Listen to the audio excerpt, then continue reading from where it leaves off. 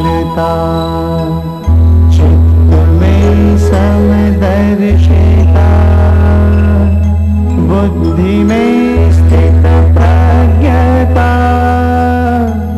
पार्थ यही योग है पार्थ यही योग है।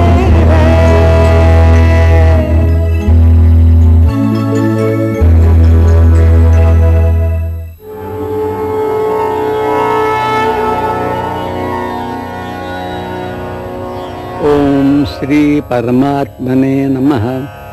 श्रीमद्भगवद्गीता अथ त्रयोदशोऽध्यायः।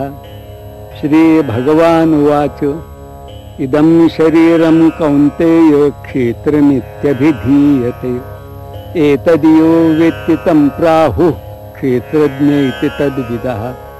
क्षेत्रज्ञं चापि मां विद्धि सर्वक्षेत्रेषु भारत। क्षेत्र क्षेत्रज्ञयोर्ज्ञानं यत्तज्ज्ञानं मतं मम। तत्क्षेत्रं यच्च यादृक् यद्विकार्यतश्च यत् स च यो यत्प्रभावश्च तत्समासेन मे शृणु। ऋषिभिर्बहुधा गीतं छन्दोभिर्विविधैः पृथक् ब्रह्मसूत्रपदैश्चैव हेतुमद्भिर्विनिश्चितैः।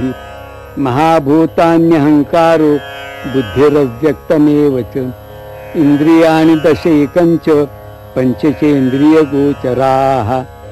इच्छा द्वेषः सुखं दुःखं संघातश्चेतना धृतिः। एतत् क्षेत्रं समासेन सविकारमुदाहृतम्। अमानित्वमदम्भित्व महिंसा क्षान्तिरार्जवम् आचार्योपासनं शौचं स्थैर्यमात्मविनिग्रहः। इन्द्रियार्थेषु वैराग्यमनहङ्कार एव च।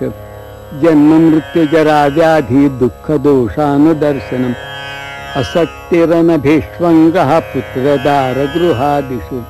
नित्यं च समचित्तत्वमिष्टानिष्टोपपत्तिषु। मयि चानन्ययोगेन भक्तिरव्यभिचारिणि। विविक्तदेशसेवित्वमरतिर्जनसंसदि। अध्यात्मज्ञाननित्यत्वं तत्त्वज्ञानार्थदर्शनम्। एतज्ज्ञानमिति प्रोक्तमज्ञानं यदतोऽन्यथा। ज्ञेयं यत्तत् प्रवक्ष्यामि यज्ञात्वामृतमश्नुते। अनादिमत्परं ब्रह्म न सत्तन्नासदुच्यते। सर्वतः पाणिपादं तत् सर्वतोक्षिशिरोमुखम्। सर्वतः श्रुतिमल्लोके सर्वमावृत्य तिष्ठति।